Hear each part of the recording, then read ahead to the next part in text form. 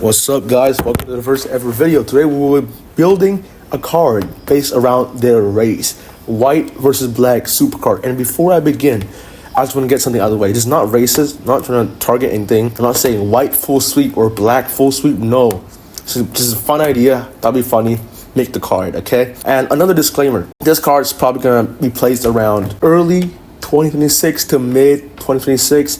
So just beware of that. I feel like this could be realistic. It's still going to be quite stacked cards. Let's get into it, bro. First fight, Jocelyn Edwards versus Miesha Tate. Jocelyn, he's on a 3-fight win streak, 2 straight first-round KOs, and just move up the rankings against a former champion, Miesha Tate. Second fight, Elijah Smith versus Weston Wilson. Elijah Smith is coming off a 7-fight win streak, 2 in the UFC. We saw that beautiful body slam KO. He's a really exciting prospect, Get him Weston Wilson. Weston Wilson. He's 1 and 2 in the UFC. He's not very good. He just got brutally chinned in Shanghai. Give him a cool round 1 KO. But I feel like Weston Wilson could definitely give him some trouble in the grappling a bit. But I would still feel like Elijah Smith's gonna fucking chin him in the first round, right? Or second round even. I don't care. Just get him a cool round 1 KO. Move him up the rankings. Next one, this is a pretty good one. Charles Johnson versus Tim Elliott. This could be genuinely like main card level. This card is pretty stacked. This might not even be it's a bit stacked. About the matchup itself, it's a matchup between 2 unks, right? Both of them are coming off an upset finish against a hyped Asian prospect. Both very hyped Asian prospect. I don't know how that works, but let them fight each other. Winner gets moved to the rankings, fights an Asu Amabayev, fights a Steve Erceg. This is someone similar that way, Okay, next one. Come on, bro. Come on. Dude, we fucking know. Dude. Muhammad Usman versus Tai Tuivasa. Tai Tuivasa is fucking obese right now. That motherfucker is fucking 400 pounds. But when he cuts down, when he take the fucking couple months, cut down to 260, fucking feeling like TJ Dillashaw and shit. This is gonna be fight of the year, bro. The fucking most technical fight. Bro, people talk about fucking Peter Yan. People talk about Ian Gary technicality. They don't talk about Muhammad Usman. I'm talking about Tai Tuivasa. These guys are super good. Tom Aspinall's gotta watch out, man. Again, bro, it's like fucking Corey Sandhagen, fucking Peter Yan, Jose Aldo. Bro, none of these strikers compared to the level of technicality of Mo Usman. Fucking Tai Tuivasa, bro. I'm gonna see his highest level of footwork, highest level of fight IQ, fucking distance management, all the back, bro. It's gonna be like a 3-round fucking inside foot battle, outside foot battle, bro. Okay, all seriousness, right? I genuinely see fucking Mo Usman tripping over his own foot and just falling down, bro. He almost did that in fucking beating Hamdi Abdelwahab. He genuinely almost did that when fighting Hamdi Abdelwahab. And by the way, and again, these guys, they are not the most active. Mo Usman fights once a year, twice a year. No, he doesn't even fight twice. He fights once a year, once every fucking 2 years, right? And Tai Tuivasa is obese right now. We established that. He's fucking obese as shit right now. Early 2026, book the fight. It's a decent fight. It's gonna laugh at it. It's gonna be funny. Next one. Come on, bro. Come fucking on. How the fuck do you build a white versus black card without fucking Drew Dober? Okay, Drew Dober's fucking killer of the black people. The day that Drew Dober lets a black guy win, it's the day I don't know, man. It's the day I fucking delete the channel, right? Jai Herbert, he's coming off a loss. It's kind of a robbery loss, but still, he's a still decent fighter. He's known for fucking dropping alien or head kick. I feel like Drew Dober has a decent chance here. Just fucking chin him. We could see a matchup with Drew Dober, Michael Johnson, maybe Drew Dober versus Sadiq Yusuf, maybe Drew Dober versus someone else. I forgot. I have a whole list of people I wanted to match up Drew Dober with, but I feel like Jai Herbert is the correct option. He's a good striker, sleek striker. He's got his university degree or some shit. I don't know. Drew Dober's gonna fucking chin him though. Drew Dober mocks him. Next one, this is a banger. This is gonna be a fucking... I told you guys, bro. This is a stacked fucking card. I told you guys, this card's gonna be full of fucking bangers. This fight is a solid banger. The UFC don't even have to promote this. There will be 50 million fucking font troll face edits, bro. 25 minutes Payton Talbott, dude. You just know. TikTok's gonna get 4 million fucking edits, dude. Both these guys were fucking Raoni Barcelos victim. Payton, he's coming off a win. Could give him a former champion to boost up his resume. Cody is on a 2-fight losing streak, unfortunately, against Figgy and Barcelos, who just beat Payton Talbott. Arguably worse, he did beat Payton Talbott worse than he beat Cody Garbrandt. The Cody Garbrandt fight was pretty competitive, you know. And again, Cody obviously isn't the level of fighter he is in his prime, but he's been losing to mainly like wrestlers and grappler, right? He got RNC by Figgy, he got wrestlefucked by Raoni Barcelos. I would like to see him against a striker again, and obviously like during his prime, he got chinned a lot by these elite fighters like TJ Dillashaw. He went down, fought KKF, got chinned brutally. But again, Payton Talbott isn't the same level of fighter or striker as TJ Dillashaw or KKF. You can't tell me that. So I would like to see how Cody pair up against a striker again. All right, next fight.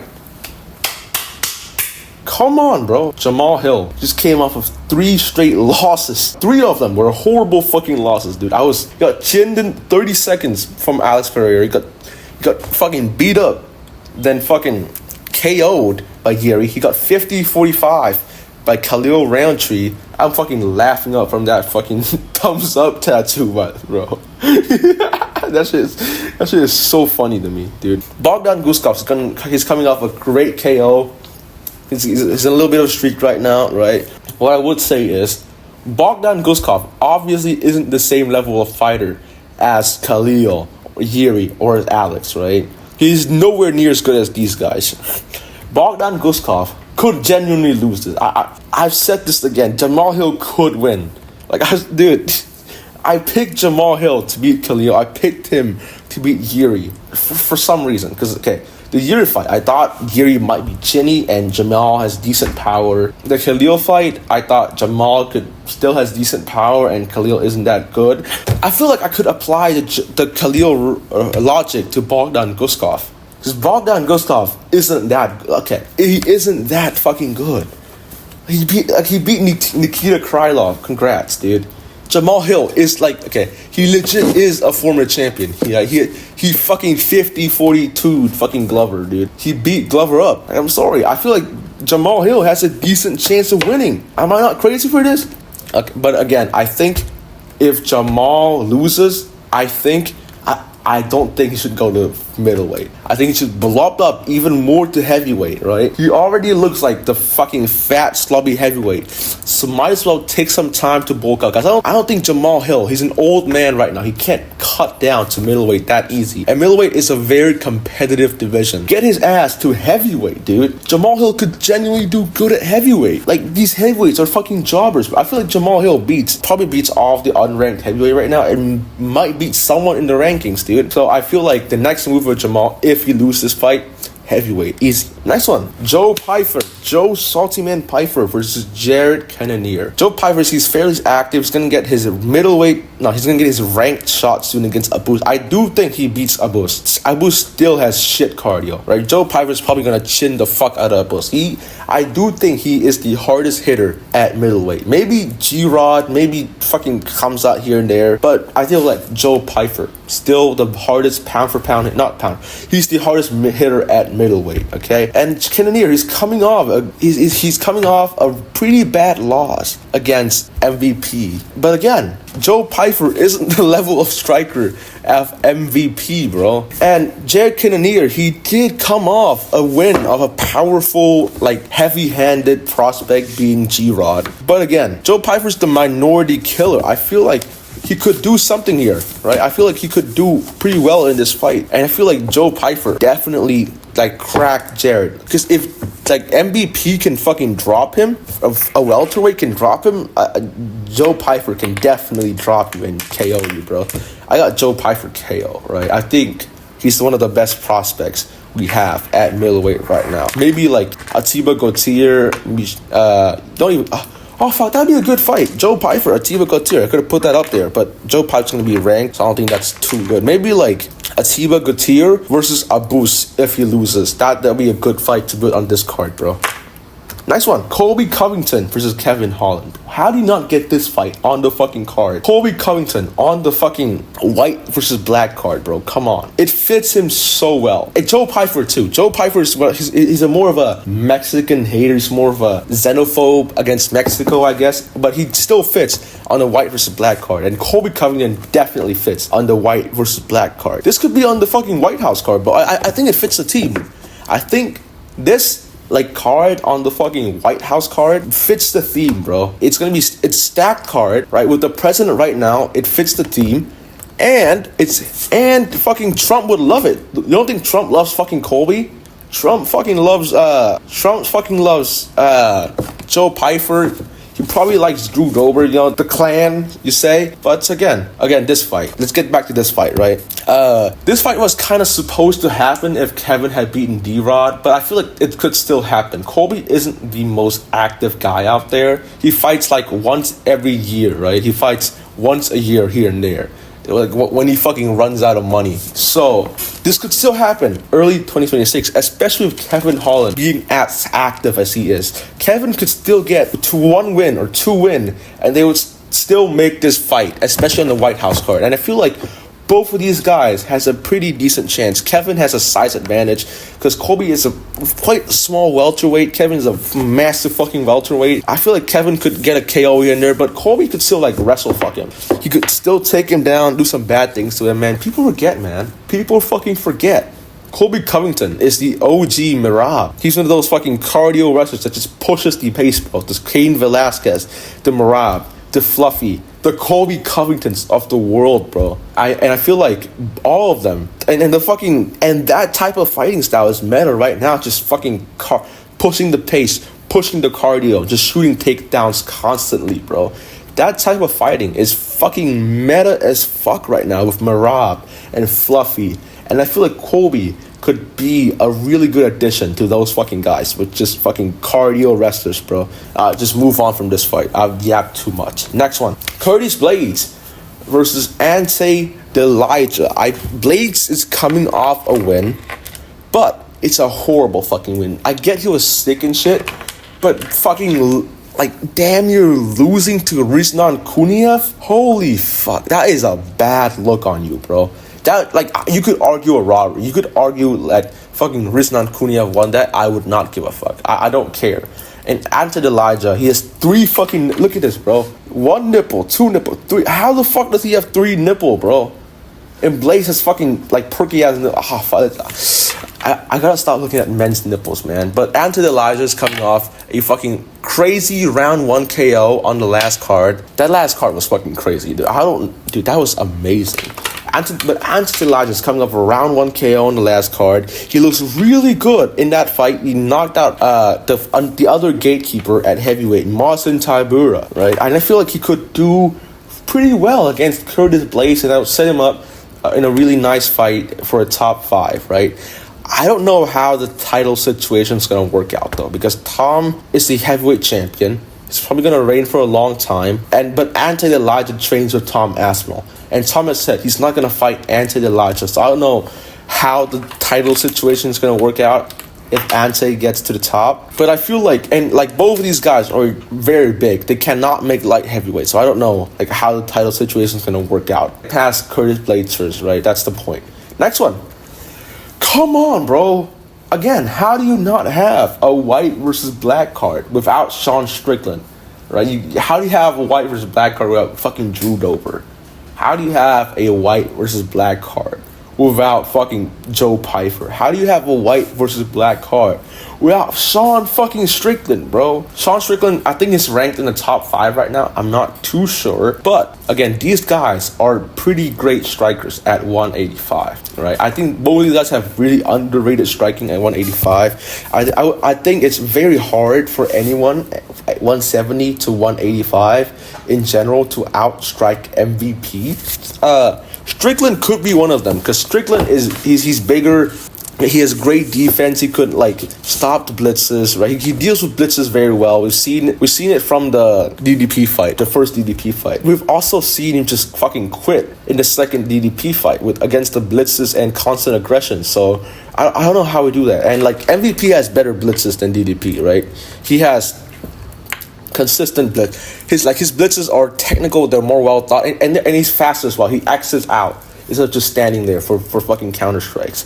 So I feel like MVP has a pretty decent chance of beating Sean Strickland and getting in the top 5 at 185. And I feel like this would be a better matchup than most people think, because Sean Strickland fights like he's a cardio kickboxer. He moves forward, but he doesn't like throw much. He throws a jab and then he jabs again. He teeps. Like, he doesn't throw many combinations. He's just like a cardio kickboxer. He doesn't push the pace very well, even though he's just got great cardio. So I don't know what's up with Strickland, man.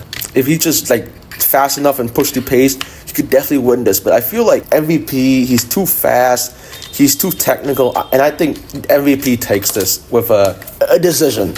Split decision even. 29-28 split decision. Next one. This is an obvious matchup for me. This is the most fucking obvious matchup for me when making this video, because like both these guys were scheduled to fight, right? And they both have some fucking banter. Not because they're white and black, but because one of them was a dick. I don't know, I forgot. And also, I don't know if you noticed, but like Kai France has a sunken in chest here. I don't know what's up with that. And like Manel Kape has a fucking tit there. So I feel like when they're grappling, like Manel Kape could like fucking fill in the chest. Oh fuck. I need to stop rambling, man. But again, this fight was supposed to happen. Manel Kape, I know he's supposed to fight Brandon Royval, but I don't think, even if he beats Brandon Royval, I don't think a Brandon Royval post like coming off of a loss, even though it's a really good loss, it's a very exciting loss, is deserving of a title shot, right? So I feel like KKF, who just fought for the title, will be a great fight. Again, these guys were scheduled to fight. They had some banner, so I feel like these fight would make a lot of sense. Second one, on the feature fight, Volk versus Lerone Muprhy, bruh.